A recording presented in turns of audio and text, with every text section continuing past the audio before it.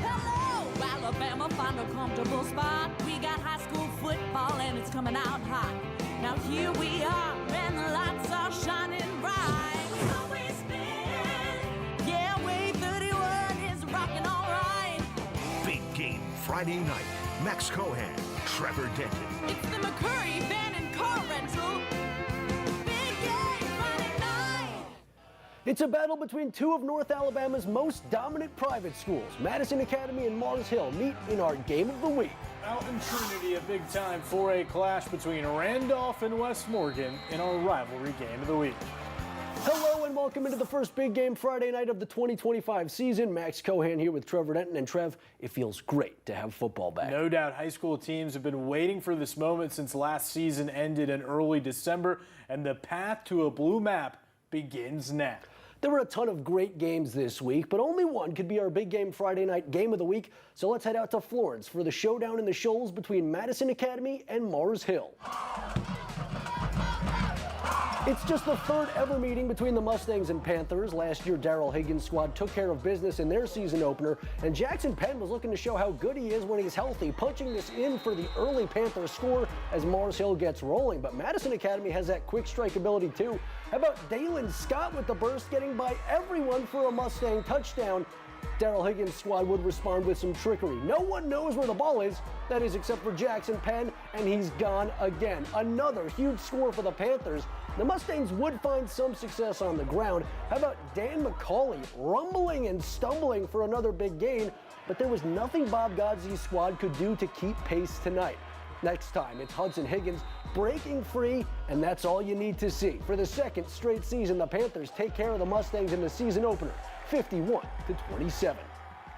It's a great night of football. Madison Academy, we've got a lot of respect for them, so I was really proud of our guys to go out and be able to win the game. Well, I mean, anytime you win, it's good, and we've worked hard. Our guys have done a great job getting ready, and just got to continue to get better. You know, really proud of the effort. We got a lot of things to clean up. Quarterback's really hard to tackle, and he made a lot of plays. So how about that? Some absolute domination from the Panthers. Picking up where they left off, Hudson Higgins ran all over everybody in the title game. Now he did it in the season opener. All right, let's go over to Florence. The Falcons and Patriots of Hillcrest meeting for just the second time ever. Hillcrest took last year's showdown, and the team from Tuscaloosa, they came to play again. Jordan Chambly takes the quarterback keeper. Some Falcons get in his way, but they don't really slow him down. A gritty touchdown run from the quarterback to get them going. The Falcons trying to respond. Cade Davis rolls out, but he finds the wrong jersey. Camarcus Silvers picks it off. Now the Patriots knocking on the door. Once again, watch this play. Jacoby Harris takes the handoff. He finds traffic one direction, so he gets off an exit and goes the other way, totally flipping the field to score. He landed on that concrete right there, but the touchdown still has to feel good. Patriots win that one 35-7.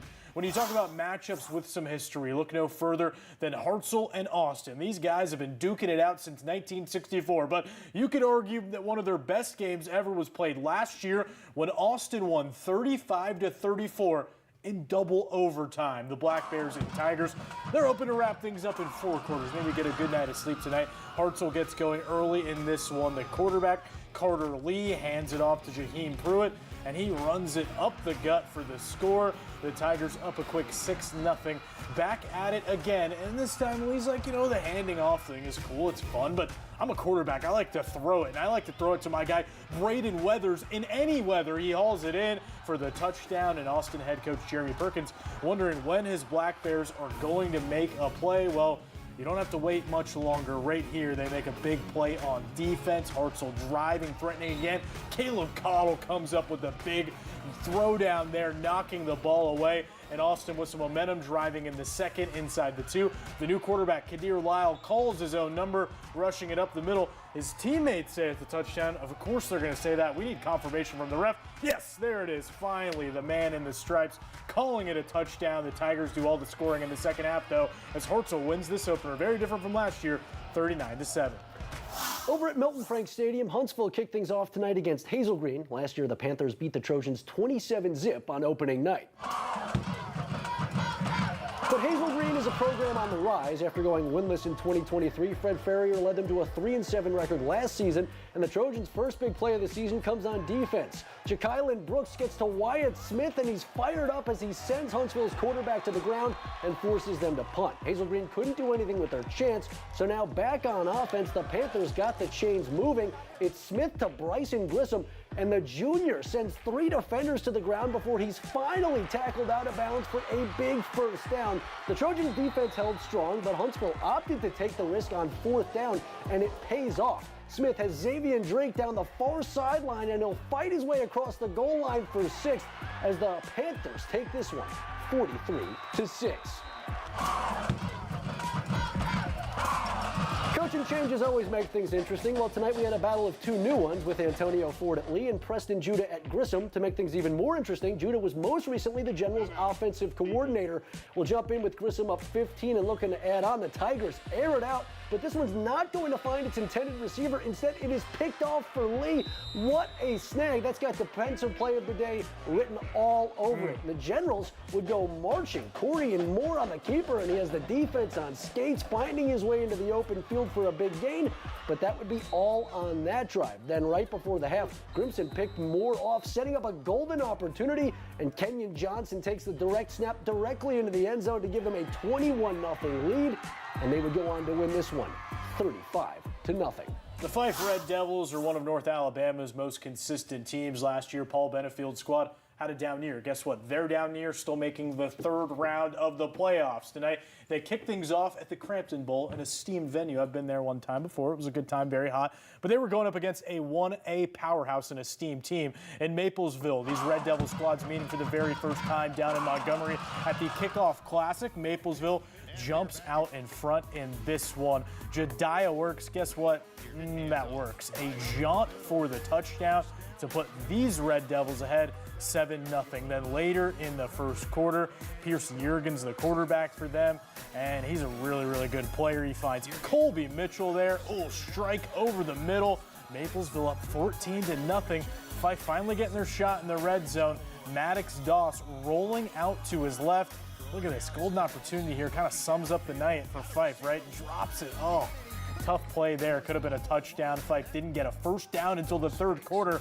Doss hits Hunter Latham here inside the 2-yard line. So that's one of their bright spots on the day. But all in all, just not their night at the Crampton Bowl. Maplesville wins this one 35-6. Now, we've already seen some great action, but you don't want to touch that clicker, Max. We'll head out to Trinity for our rivalry game of the week right after the break.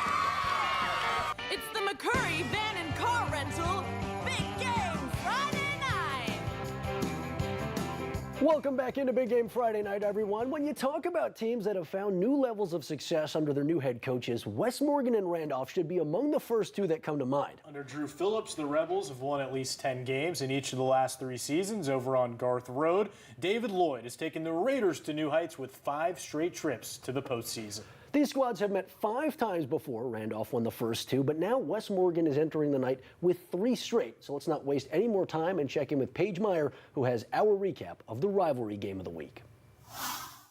For the first game of the season, you could definitely feel the excitement here at Rebel Stadium in Trinity. The Randolph Raiders came into tonight with high energy, really gunning for that win, but they simply could not hang in there. The West Morgan Rebels took the win tonight 41-14. After a few drives to start the game come up empty, there's trouble on the Rebels snap and the ball is turned over to the Raiders. The Randolph fans were ecstatic, and after a few tedious plays, Lewis Schrader was able to inch it into the end zone for the first touchdown of the night. The blue and gray stay on this high as George Newman snags the catch here for a Raiders turnover. But after their efforts run dry, the Rebels start climbing their way back up with their first points on the board here by Makari Johnson. It's now 7-7 to end the first quarter. And after the Raiders mess up a punt, the Rebels are now back in possession, setting themselves up for another easy touchdown here by Makari the Ferrari. The maroon and gray start piling on the points with yet another touchdown by Johnson. The senior throws up the 3 for the hat trick, bringing the score 21-7 at the half. You know, we always appreciate a win. I felt like we, had a lot of adversity throughout the entire game. But what I was proud of is how our guys responded. We found a way to get the job done, and it feels good. Hats off to Randolph. They came in with good energy, enthusiasm. They're well coached, and, they're going to win a lot of games. But I am very proud of the way our guys responded. A lot of these guys hadn't played before, and this was a big game for many new faces. But, I'm very proud of them and proud that they got away and found a way to get it done. Makari is an extreme competitor. He is a physical runner. He's got really good vision, and he wants to win more than anyone, and as much as anyone. And I couldn't be more proud of him. And he's worked extremely hard this offseason and had the success that he had tonight, and it shows. What you do in the offseason shows when the lights are on. I'm very proud of him and our entire team. All right, out in Athens, the Golden Eagles looking to improve to 4-0 all-time against Mae Jemison, but Rico White's squad has some serious talent this year. How about Hezekiah Harris, who has offers from every school on earth, maybe some outside of our solar system. The Auburn commit with a huge sack for the Jags. Now Mae Jemison on offense. The quarterback, Jaden Burrows, trying to make magic happen. And he does, rolling outside the pocket, finding his guy for a first down, but the drive ends in a turnover on downs. In fact, both teams really struggle with giving the ball away. Athens with a short pass, but the Jags pop it loose and fall all over it for the fumble. Kind of an ugly back and forth game, but that can happen in high school football, especially in week 0. Athens wins 32-7. After a period of dominance at Russellville, John Ritter's first season as a head coach at Decatur didn't exactly go according to plan. Tonight, the Red Raiders look to get off to a better start as they squared off with Buckhorn. Former Bob Jones assistant David Green serving as a head coach for the first time tonight, and he gets the win as Buckhorn takes it 27-12. How about another battle of new coaches out at Sheffield? It's Michael Parker and the Bulldogs going up against former Grissom head coach Rich Dutton and the Eagles, and Sheffield wins a high-scoring affair, 70-36. All right, so you've heard a lot about the coaching moves that happened this offseason. Well, maybe the most surprising one happened when Luke Pruitt left Pisgah to take the Boaz job. Tonight, the new Pirate got things swashbuckling against Madison County. Last season, the Pirates dominated the Tigers 47-7. But hey, it's a new year with that man, the new coach. And the Tigers would get on the board first with one of the easier touchdowns you're ever going to see. Keontae Hill on the carry.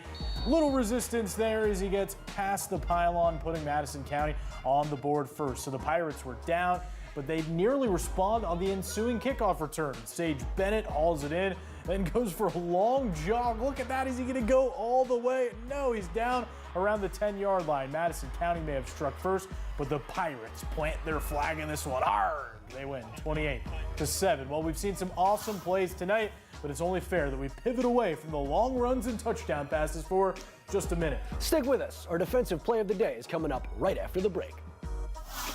Stay tuned for more Big Game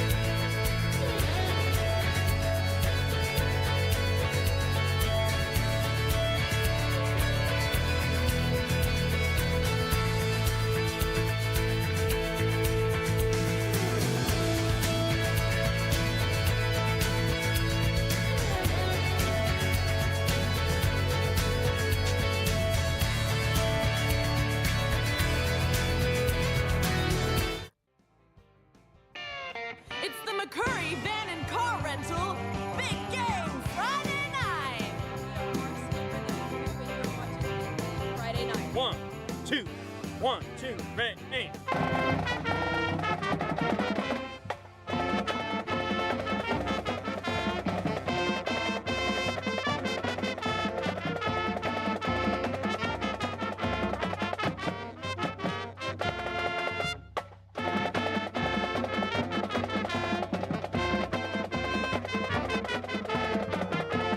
Marching band, not too bad. I like the way that sounds. Might make that my ringtone later. Yeah, the Rhythm and Blue. Creative name, creative tunes, great times over there at Mars Hill. Perfect host for week 0 of Big Game Friday night. All right, you know what's perfect is offense. We all love offense. We love touchdown runs, touchdown passes. But if you talk to these coaches, the old school guys, they're going to have a gravelly voice and they're going to say, defense wins championships. That's right. So for our defensive play of the day, let's head back out to Milton Frank Stadium. You already saw it, but let's show it to you again. It looks like a deep pass, but it's going to be intercepted. Just an absolutely insane effort by the lead defender to get up off his feet, not just get as high as he did, but jump the route like that, stay in bounds to secure the interception. That was good in the NFL, the CFL, the XL, the USFL. It was good anywhere. That was a great play. That was good stuff. Yeah, Good stuff. no doubt.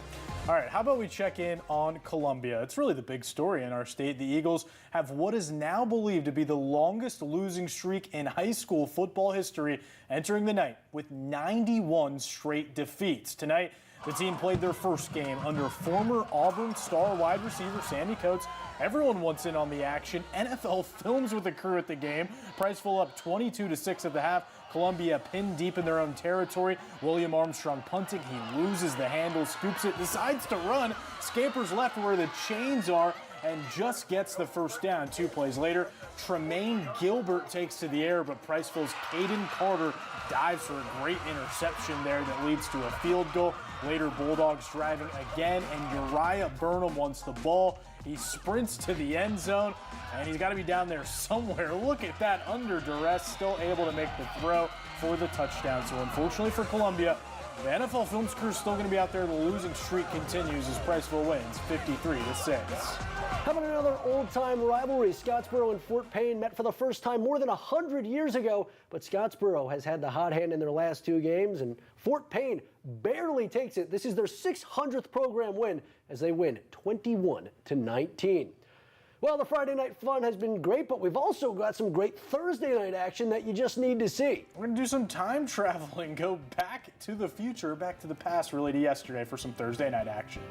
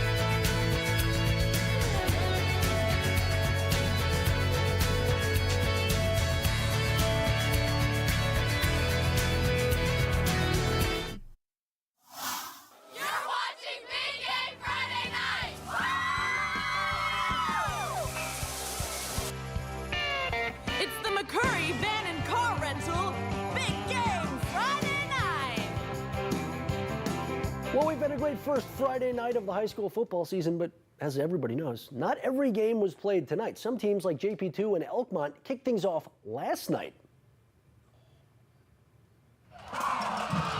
The Falcons looking to win their season opener for the first time since 2019, taking on an Elkmont squad that beat them by 2 last year.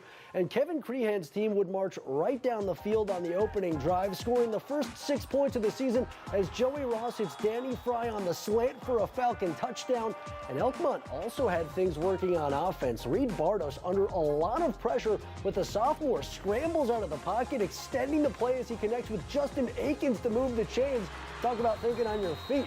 Later in the drive, the Red Devils facing a 4th down in the red zone, and they opt to go for it and get rewarded as Bardos hits Cooper Wales to even things up, though the Falcons would change that on their next possession. Ross is going to pump fake and then get blasted, but not before he gets the pass off. Mark-Andrew Jeske does the rest, trotting in for another JP2 score. He'd spend a lot of time in the end zone yesterday as the Falcons matched their win total from last season with a massive 62-27 dub. All right, 2 Alabama commits in this game. Zion Gibson from Gadsden City and Maury Johnson for Muscle Shoals. Now, Johnson known for his defense, but he also plays a little bit of tight end. He comes in this play and clears a big hole for Ezra Fowler to score the Trojans' first touchdown of 2025. Johnson caused havoc at one defensive end spot. On the other side, Devin Smith went to work, leaping into the passing lane to pick off the throw, giving Muscle Shoals a huge early turnover. Would have been eligible for defensive play of the day if it didn't happen on Thursday. They're back to work on offense, and they give it to that guy Fowler again, takes the short pass, shakes off defenders, turns it into a huge gain. That drive resulted in a field goal to put them up 10-0. And Scott Baisden's squad starts the season with a dub, taking down Gadsden City 24-6. Coming up next Saturday, it's the SEC on Way 31. Yeah, kicking things off at 11 a.m. It's my alma mater, the Syracuse Orange against Tennessee. And at 2:30, Kalen DeBoer's Tide back for year 2, battling Florida State. Your team's going to lose. I know, let's not talk about that part. It's Auto going to be the bad. Orange. It's going to be really bad. Auto the Orange is going to get crushed a little bit, but there's more games there too. LSU and Clemson squaring off at 6:30 p.m. and it's Notre Dame and Miami finishing up the Week 1 slate. All right, well, before we sign off for the night, we'd just like to take this time to thank our radio sponsors for making tonight's show possible. If you see the logo up there, thank you to them. And of course, a massive thank you that everybody in the building that helps make this show possible, from production to our EP and all of our shooters on the sideline. We would not be able to make this possible without all of you guys. So a massive thank you to all of you at home as well for tuning in, and thank you for making Way 31 your home for high school football. Yeah, I think Tennessee is going to win by 21. We don't need to talk about Syracuse anymore. Something like that, 21. But if we're not going to talk about that, let's at least look at the top highlights of the week, right? Yeah. Which Syracuse probably is going to have a lot of against Tennessee. Get him off the screen. Let's go. Okay. Top lights.